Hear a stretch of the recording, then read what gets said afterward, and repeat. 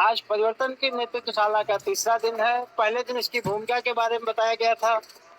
दूसरा दिन परिवर्तन के विविध आयाम पर चर्चा की गई थी।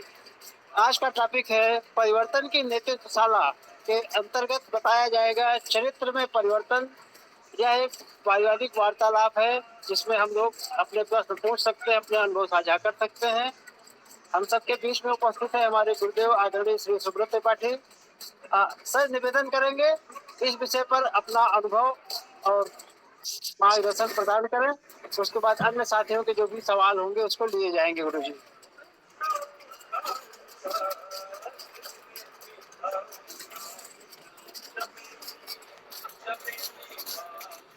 सहभागियों को यथोचित प्रणाम एवं आशीर्वाद।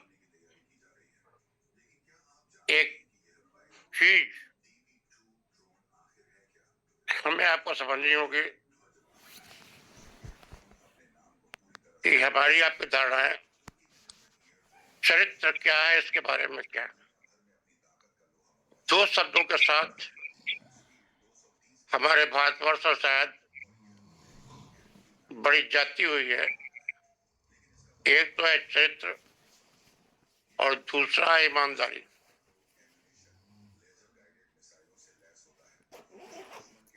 चरित्र के बारे में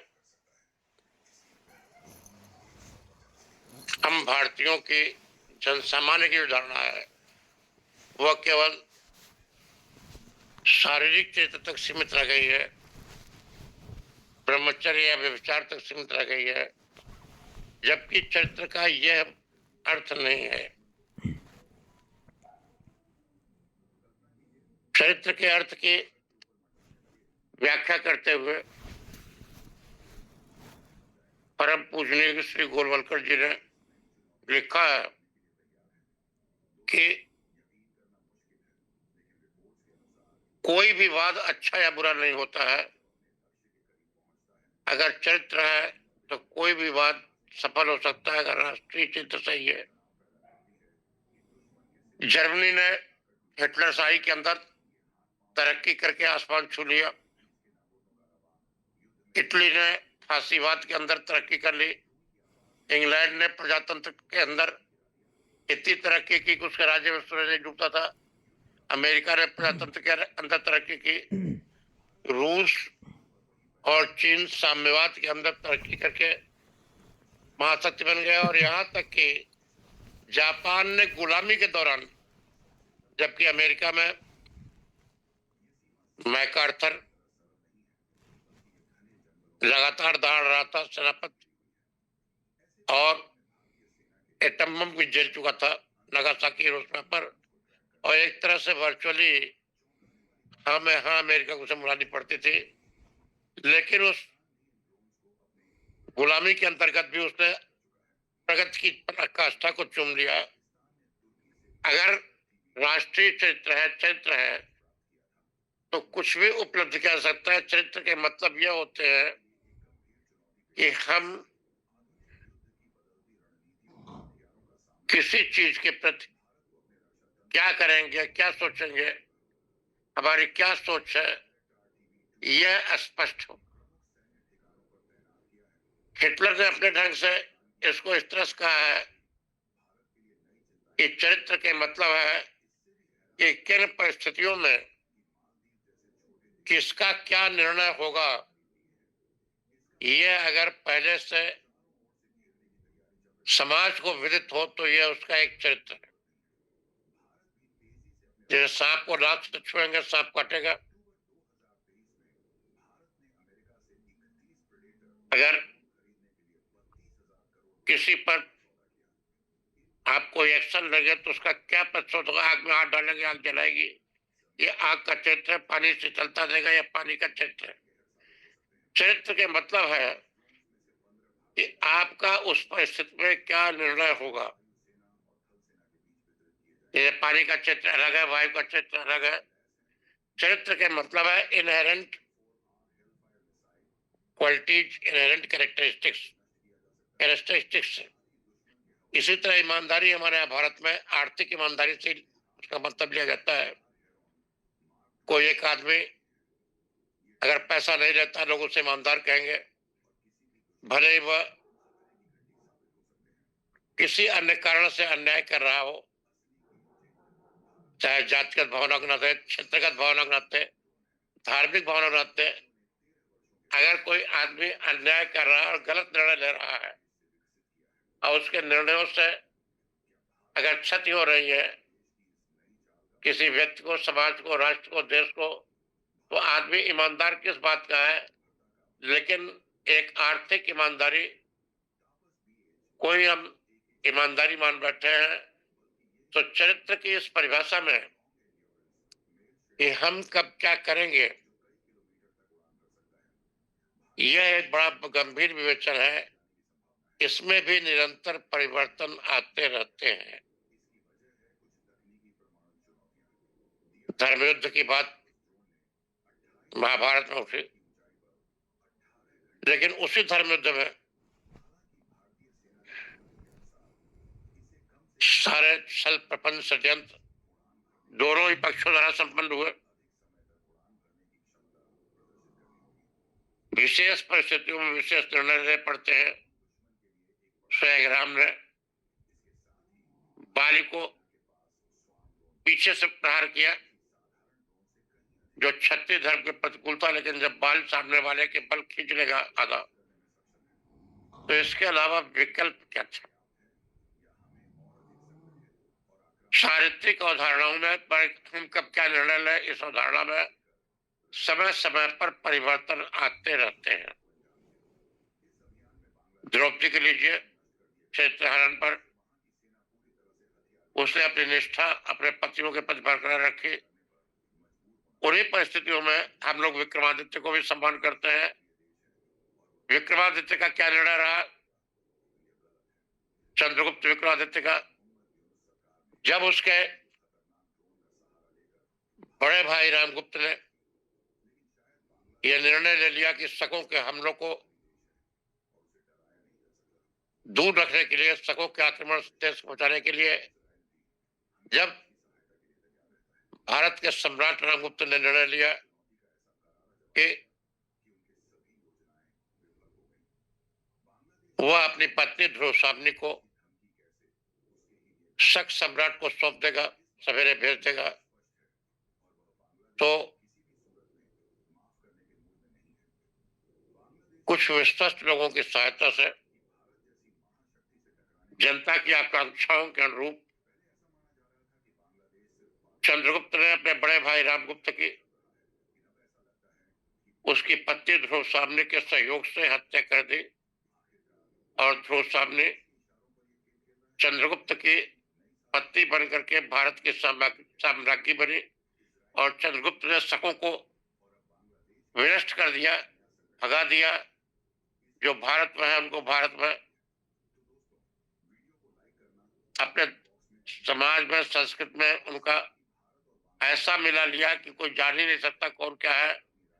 आज भी साकत द्वीपीय कह करके हम लोगों के यहाँ हर जगह शाखाएं हैं, लोग हैं, बड़े बड़े विद्वान हैं, ज्योतिषी हैं, उनके यहाँ सब लोग शादी विवाह नहीं करते हैं, मानते हैं कि साकत द्वीप शक्कर है ये, लेकिन उन्हें अपने समाज में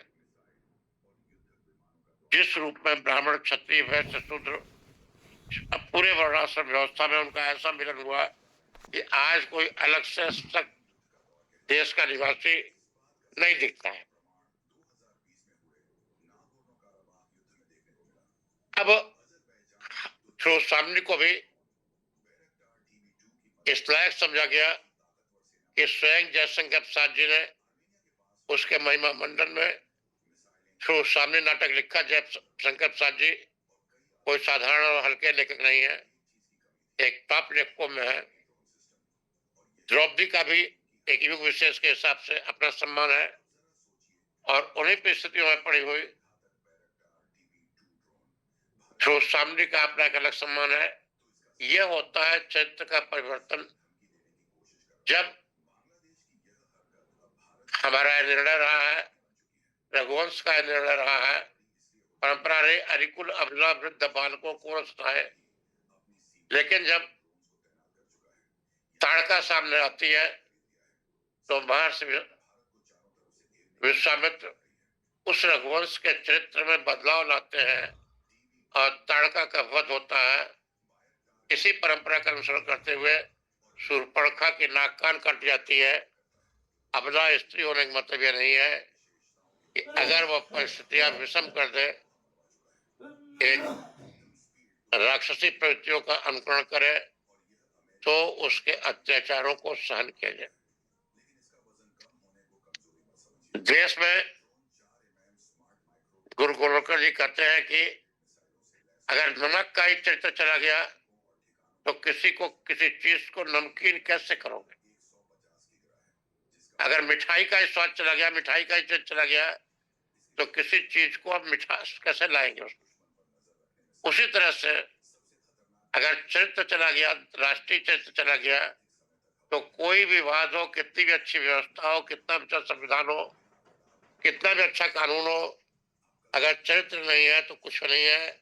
और इस चरित्र में सजग परिवर्तन लाने के लिए सायास प्रयास करने पड़ते हैं और इसीलिए उन्होंने राष्ट्रीय स्वयंसेवक संघ के इसी उद्देश्य से उसको आगे बढ़ाया था। हम इस बात को सजग भाव से देखना पड़ेगा कि हमारा जो पारिवारिक चरित्र है, राष्ट्रीय चरित्र है, भाई बहनों के प्रति चरित्र है, जो पड़ोसियों के साथ हमारा चरित्र है, हम विद्यार्थी है तो हमारा एक चरित्र है कि हमारी पढ़ाई लिखाई से आगे बढ़ने की आकांक्षा होनी चाहिए। एक धर्म जो है, व्यक्ति ऐसे धर्म कहते हैं, हमारे धर्म का अर्थ पूजा पाठ से नहीं है, उसके 10 लक्षण बताए गए हैं। एक व्यक्ति के व्यक्तित्व को उन्नत करने का मार्ग ही धर्म है। धर्म हमारे यहाँ एक पूजा पद्धति के रूप में भारत में नहीं देखा गया है, बल्कि एक जीवन को उत्कर्ष की ओर ले जाने की का एक माध्यम है। इसी प्रकार चरित्र में दृढ़ता होनी चाहिए, चरित्र में हर क्षण बदलाव नहीं होना चाहिए, चरित्र सुपरिभाषित होना चाहिए, लेकिन आवश्यकता पड़ने पर चरित्र में भी परिवर्तन की आवश्यकता होती है।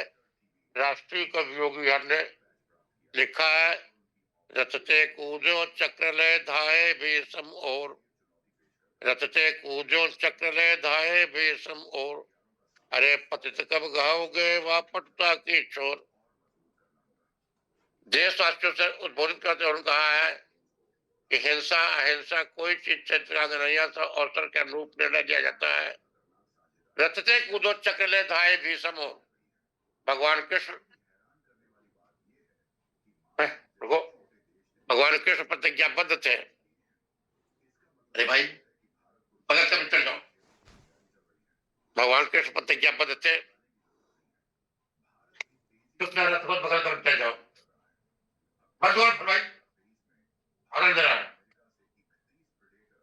रथ कूदे चक्र ले धाये भीष्म और, रथ से कूदे और चक्र लेकर के भीष्म की ओर दौड़ पड़े। पतित कब तुम उस पड़ता की छोर कहोगे। यह इनडायरेक्ट संबोधन कुछ लोग कहना था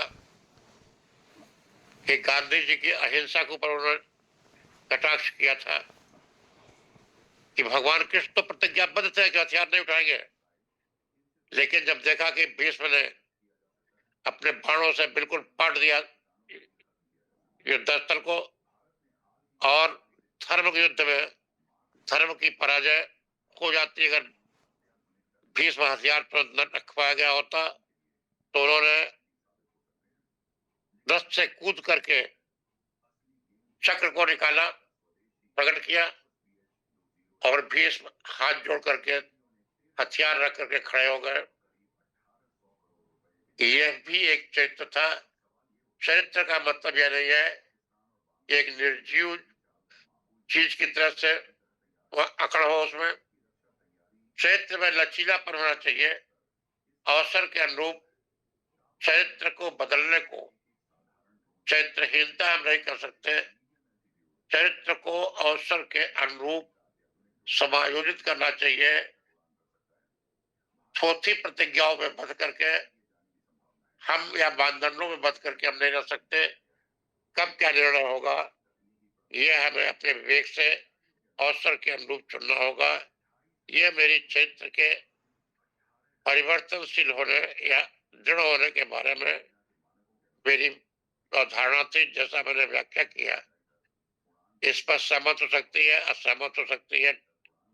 आप सभी भाई बहनों, बेटे बेटियों की टिप्पणी, कोई अपने से बुजुर्गों, बड़े भाइयों की टिप्पणी आवश्यक है। मैं कल की तरफ फिर अनुरोध करूंगा कि सब लोग किसी भी बिंदु पर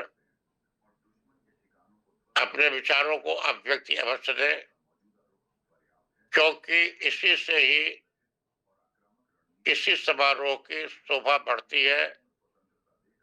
जो अच्छा बोल सकते हैं उनका स्वागत है, लेकिन जो बिल्कुल न बोल सकते हो वे भी अपने कलेजे में दम बढ़ावे और दम बांध करके उसको बोलने का अभ्यास करें।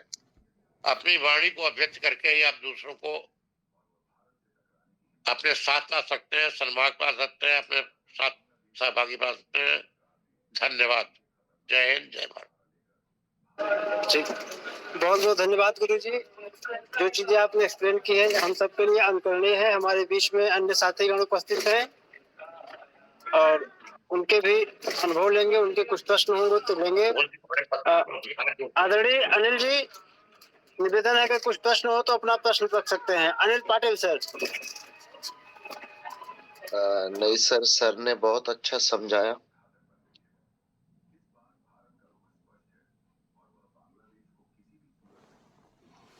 थैंक यू गुरुजी, आपने इतना अच्छा समझाया।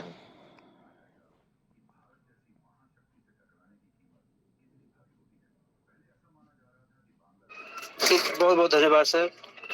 हम सबके बीच में आदरणीय मनोज जी हैं। मनोज जी निवेदन करेंगे माइक अनम्यूट करें और अपनी बात रखें। मनोज जी।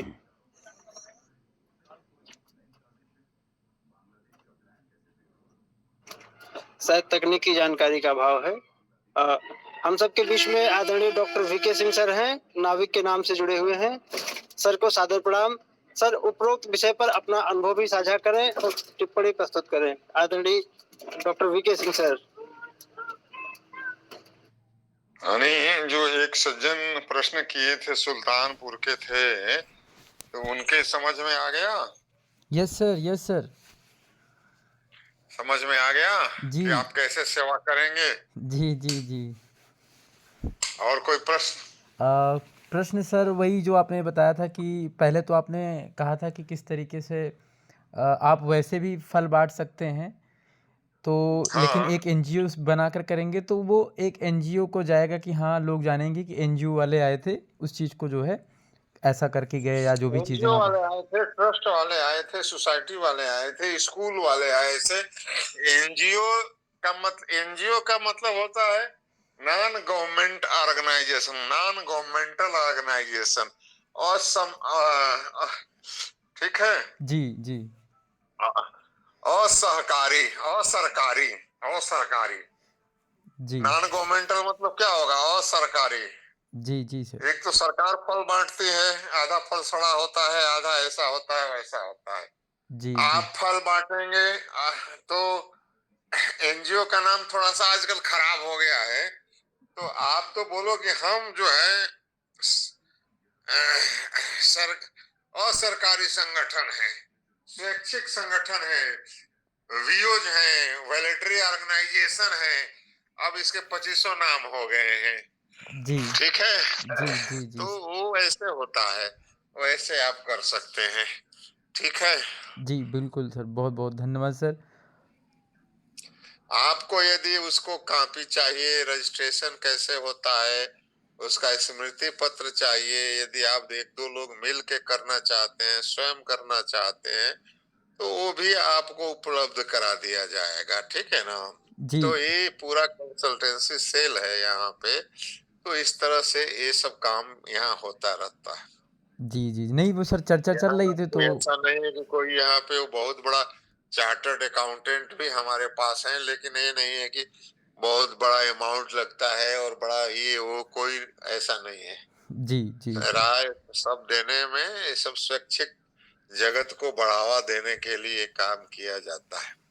जी, बिल्कुल सर, बिल्कुल। सर चर्चा चल रही थी ना तो इसलिए मेरे मन में सवाल आया तो मैंने आपसे पूछ लिया था उस समय। बहुत ही अच्छा किए। और बताइए किसी का कोई प्रश्न हो तो। जी, बिल्कुल सर, आदरणीय गुरुजी ने सारी चीज़ें अभी चरित्र को लेकर के जो भी डिस्कशन किया, सर ने बहुत ही अच्छे से चीज़ों को एक्सप्लेन किया कि चरित्र का हमारे जीवन में या किस तरीके से हर एक क्षेत्र में उसका एक अहम भूमिका होती है। तो सर से काफ़ी कुछ हम सभी ने यहाँ पे सीखा और आपसे सर बिल्कुल जो पहले आपने चर्चा की तो उस पर हमने सर बड़े प्रैक्टिकल आदमी हैं, बड़े विद्वान हैं। जी, जी। वो शिक्षा उनकी जमीन के लोग हैं और इन्होंने बहुत काम किया है अपने पद पे भी रहते हुए। सात्विक विचारधारा, नैसर्गिक विचारधारा है उनकी। और चरित्र तो कहा गया है कि चरित्र is nothing, all this is nothing, ठीक है ना। जी, जी। तो चरित्र चला गया तो कुछ। चरित्र निर्माण व्यक्ति का ऐसा होना चाहिए कि यदि समाज में उसके अनुपस्थिति में कोई उसका नाम ले तो उसको आदर के साथ लोग कहेंगे नहीं नहीं बहुत ही अच्छा आदमी है, बिल्कुल और सर। अच्छा ना कहें तो कोई गाली ना दे। ये चरित्र निर्माण है, ठीक है। बिल्कुल सर, तो बिल्कुल। ये इंसान को बराबर बनाए रखना चाहिए, क्योंकि इंसान जो है क्षणिक लाभ के लिए गलत सलत काम करता है, अंत में उसको कुछ फायदा नहीं होता है, फिर से उसी पे आ जाता है। तो ये जो हम लोगों का 65-70 साल का जो उम्र का अनुभव है वही सिखाता है कि व्यक्तित्व निर्माण और ईमानदारी जी। सबसे बड़ी चीज होती है। जी, जी। बिल्कुल, बिल्कुल सर। ओके, हाँ, खत्म सर किया जाए इसको। सर नहीं सर, सर अभी कुछ और साथी हैं, उसके भी सवाल ले लेते हैं, उनके अनुभव ले लेते हैं हम हाँ सबके सर बीच में। बिल्कुल सर। सर हम सर सबके बीच में आदरणीय सरोज सर हैं। सर निवेदन करेंगे माइक अनम्यूट करें, आदरणीय सरोज सर। और जो करेक्टर के बारे में सर अपना अनुभव भी बताएं सर, और कुछ अगर सवाल हो तो उसको और बेहतरीन बताएं सर, आदरणीय सरोज सर। हेलो सर, आवाज आ रही है? सादर प्रणाम सर। आवाज आ रही है? जी, जी, जी सर, सर सादर बेहतरीन प्रणाम। आवाज आ रही है। आ रही है, आ रही है। अच्छा अच्छा, सभी महान महान भावों को मेरा प्रणाम स्वीकार हो। सादर प्रणाम सर। गुरु जी को अ, अ, विशेष अभिनंदन है। गुरु जी बहुत अच्छा टॉपिक लेकर के चले हैं, परिवर्तन। उसके लिए बड़ी खुशी की बात है। और आज गुरु जी ने जो बताया वो भी बहुत अच्छा बताया है। गुरु जी से हमारा थोड़ा सा जो संदेह है मैं उसको दूर करना चाहता हूँ गुरु जी, कि जैसे अपने ग्रंथों में लिखा गया उपनिषदों में कि वृत्तेन ही भवत्यार्या ना धनेन न विद्या। तो जैसे यहाँ पर लगता है मुझे कि ये व्यक्तिगत चरित्र के ऊपर लिखा गया है। हमें लगता है इसमें नहीं, सामाजिक शायद नहीं, मेरी धारणा ऐसी है। वृत्त हेलो माने वृत्तिन्मय चरित्र जो आप कह रहे हैं। हाँ चरित्र जो गुरु जी। है एक ओवरऑल चरित्र के विविध आयाम हैं अच्छा अच्छा गुरु जी, अच्छा। और उनमें श्रेष्ठता से ही चरित्र में जैसे शारीरिक चरित्र भी है कि तपस्या विश्वामित्र की भंग हो गई तो भंग हो गई, हाँ हाँ हाँ नष्ट हुई, चरित्र नष्ट हुआ। लेकिन चरित्र हाँ का यही आयाम नहीं, चरित्र के और आयाम है। आप माता हाँ पिता हाँ की सेवा कैसे कर रहे हैं, आपका हाँ हाँ पड़ोसियों का व्यवहार क्या है, अगर हाँ हाँ शहर में यस यस दंगा हो जाए तो आपका क्या आचरण होगा, कोई हाँ हाँ पड़ोसी हाँ अगर सड़क पर एक्सीडेंट से घायल हो जाता आप क्या करेंगे। हाँ हाँ आप हाँ जैसे किसी की झूठी गवाही देंगे या नहीं देंगे। कई चीजें ऐसी हैं, सत्य जैसे एक चरित्र का अंग है, लेकिन हाँ हाँ चरित्र में परिवर्तन लाना पड़ता है। अगर मान लीजिए अभी कोई गुंडों से भाग करके कोई लड़की छिप के किसी झाड़ी में बैठी हो, अभी गुंडे हम्म पहुंचे, आप सड़क पर खड़े हो, आप कहें कि आपने किसी लड़की को उधर भाग के आते देखा, छिपते देखा है। अगर आप सत्य बोल हम्म दे तो उसका पूरा जीवन संकट में हो जाएगा, नहीं हो जाएगा। ऐसी यस स्थिति यस में गुरु शायद जी। हमने नहीं देखा है, ये झूठ हम्म बोलना ही उस समय चरित्र हो जाता है। इसकी विशद व्याख्या महाभारत में देखने को मिलती है कि हाँ स्वयं हाँ हाँ क्षत्रियों के बारे में कहा था कि वे लड़ाई में प्राण दे देते हैं लेकिन पीठ नहीं दिखाते हैं। लेकिन भगवान हाँ श्री हाँ कृष्ण जी इस मिथ को तोड़ने के लिए वे स्वयं रण छोड़ दास बने लड़ाई हाँ, छोड़ हाँ। करके भाग गए। हम्म। तरह तरह की धारणाएं जो बनी थी कि हाँ भाई अपनी प्रतिज्ञा को पूरी करनी चाहिए, उन्होंने अपनी प्रतिज्ञा को तोड़ा, शस्त्र लेकर के खड़े हो गए, शस्त्र उठा लिया। हम्म। इस तरह से भगवान राम ने भी दिखाया कि नारियों पर प्रहार नहीं करना चाहिए, लेकिन शूर्पणखा की नाक कान काटने की अनुमति दी और हाँ। ताड़का को मारे। चरित्र जो हम्म। समाज, देश, व्यक्ति और स्वयं हमने अपने आप के लिए, शास्त्रों ने हमारे लिए निर्धारित किया है, वो पूजनीय है। वे मानक वही रहने चाहिए, दिमाग में हमारे रहना चाहिए मानक वही है कि हम पीठ नहीं हाँ। दिखाएंगे। लेकिन अगर पीठ पर दिखाने का मतलब अगर जीवन हानि हो गई तो हम फिर प्रतिशोध कैसे लेंगे, लड़ाई को आगे जारी कैसे रखेंगे? इसी का आधार पर पूरी गुरिल्ला वारफेयर की रणनीति बनी है। हमारा आदर्श वही आदर्श चरित्र आदर्श की रक्षा करता है, लेकिन समय हाँ। आने पर अगर आवश्यकता ऐसी कहती है तो हम उस आदर्श को तोड़ने में भी हिचकेंगे नहीं। यही चरित्र का परिवर्तन है। समय आने पर जैसे स्त्रियों पर अटैक हुआ, जैसे हम्म। छिप करके मारना हुआ। हाँ, क्षत्रिय सामने की लड़ाई लड़ते थे, लेकिन राम जी क्षत्रिय कुल में जन्म लेने के बाद भी बाली को पीठ के पीछे से मारे। तो उचित अवसर पर आदर्शों की रक्षा के लिए आदर्श को छोड़ना पड़ता है। राष्ट्रीय को दिनकर ने लिखा है, गांधी जी के प्रति एक कटाक्ष स्वरूप में सेंटेंस कहा है, कोई किसी एंटी गांधी में नहीं थे, गांधी जी के भक्त थे, कि गांधी की रक्षा करने को गांधी से भागो। भारत चीन युद्ध के बाद उन्होंने लिखा कि परशुराम की प्रतीक्षा नामक ग्रंथ पर में कि गांधी की रक्षा करने को, अगर गांधी की रक्षा करना चाहते हो तो गांधी से भागो, तो गांधीवाद के उन पोर्शंस को छोड़ दो। यही चरित्र का परिवर्तन है जो कि अव्यावहारिक है। कि अब हम अपनी सेना को छोटा कर दिया गया था, सेना को लोग खेती में लगा दिए गए थे, मिलिट्री आलू पैदा हो रहा था। आप लोगों ने मिलिट्री आलू सुना होगा, बड़ा वाला आलू जो था। उन्होंने कहा कि हम अगर कारतूस हथियार से सुसज्जित नहीं रखेंगे, इनको बराबर ट्रेंड नहीं रखेंगे और सेना को छोटा कर देंगे अपनी आवश्यकता के अनुरूप और धीरे धीरे सेना को समाप्त करने की दिशा में बढ़ेंगे, तो यह हमारी अव्यावहारिकता हमको फिर गुलामी की ओर ले जाएगी। इसीलिए उन्होंने लिखा कि गांधी जी पूजनीय है, गांधी जी के वचन श्रेष्ठ हैं, सब कुछ है, लेकिन अवसर के अनुरूप हमें किसी विचार का गुलाम न हो करके अवसर के अनुरूप उसमें परिवर्तन करना चाहिए। और यह ही चरित्र का परिवर्तन है। चरित्र के व्यापक मानक जो दर्ज कर लिए गए हैं वे पूजनीय है, हमें उनसे चिपक कर रहना चाहिए, लेकिन उनसे इतना नहीं चिपक जाना चाहिए कि वे हमारी कमजोरी बन जाए और कोई हमें अराजक शक्ति ओवर पावर कर ले। वृत्त जो है सदाचरण के लिए है। सदाचरण के अच्छा गुरुजी, जो सदाचरण के विविध आयाम होते हैं, उन समस्त आयामों को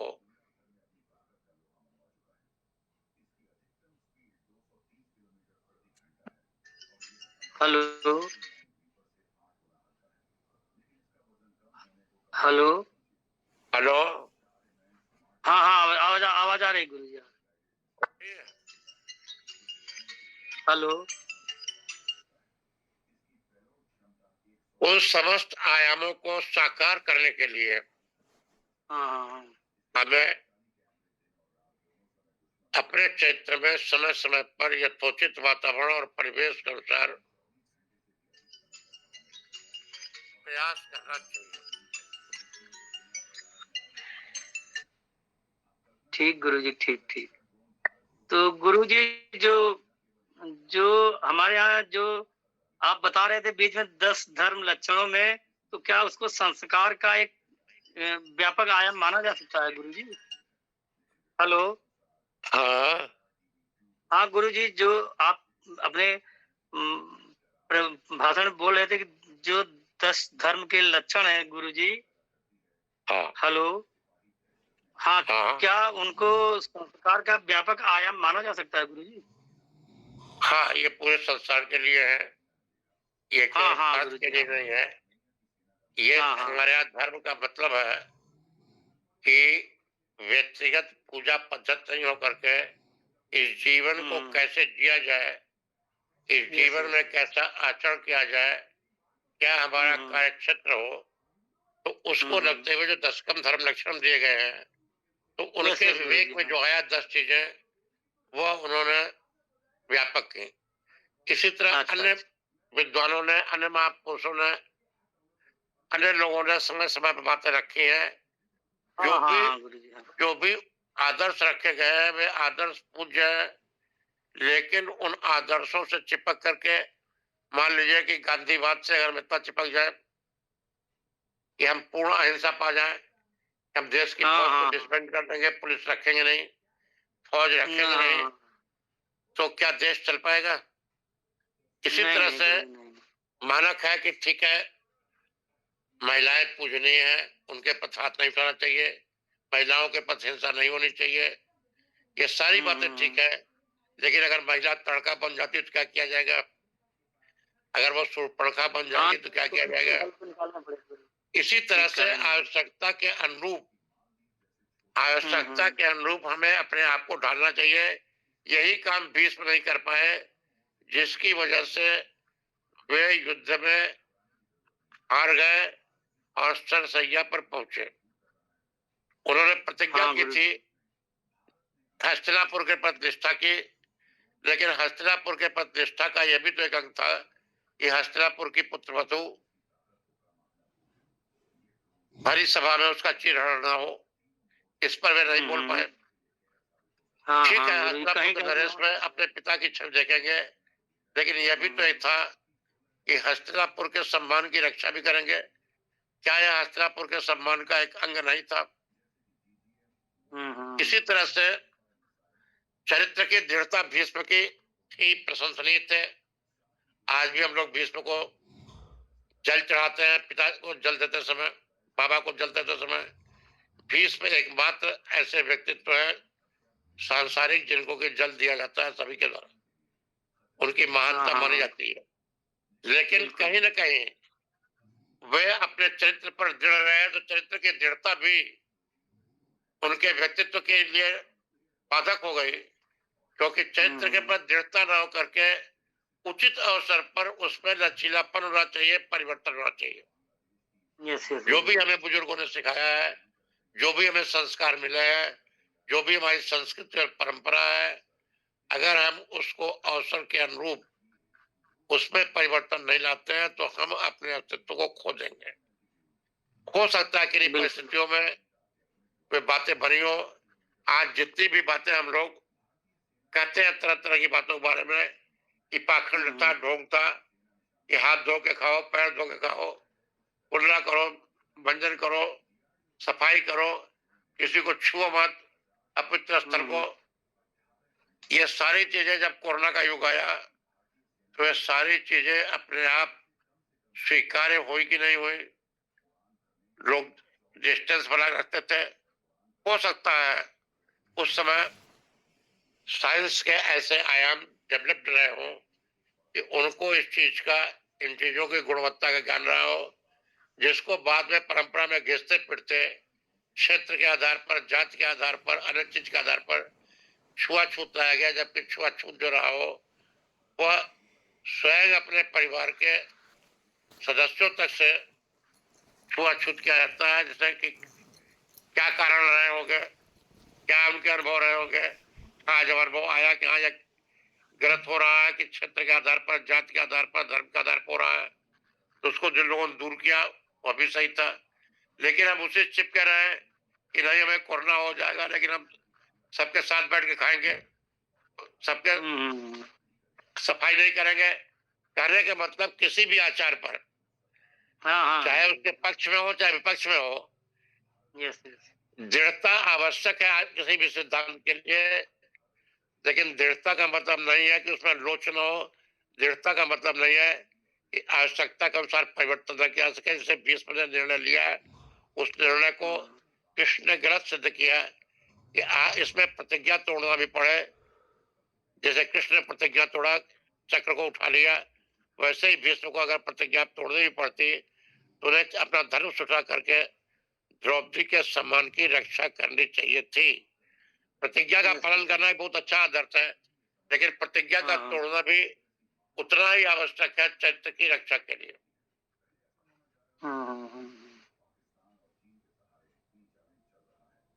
सही कह रहे हैं गुरुजी, एकदम सही सही गुरुजी।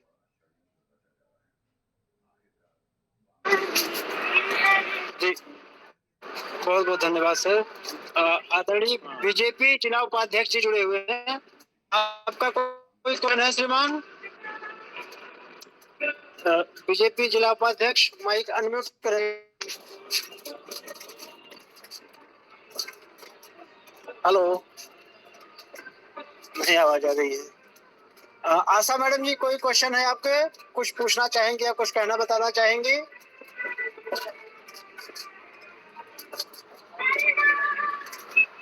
नहीं, ठीक है गुरुजी, अभी सबसे बात हो चुकी है तो गुरुजी कार्यक्रम को समाप्त करने की अनुमति चाहता हूं सर। बहुत अच्छा, सबको शुभरात्रि, सबको प्रणाम। बहुत बहुत धन्यवाद सर। उपस्थित सभी साथियों को सादर प्रणाम। उपस्थित साथियों को सभी साथियों को सादर प्रणाम, शुभरात्रि। यह कार्यक्रम प्रतिदिन रात को 9 से 9:30 बजे के बीच संचालित किया जा रहा है। आप सभी से निवेदन है अपने अन्य साथियों के साथ इस कार्यक्रम में अवश्य शामिल हो, आपस में मिलकर चर्चा की जाए, एक अंगुलियों की मुट्ठी बनाकर पद से बेहतर कार्रवाई करने की तरफ आगे बढ़े। सभी को सादर प्रणाम। हरे कृष्णा हरे कृष्णा।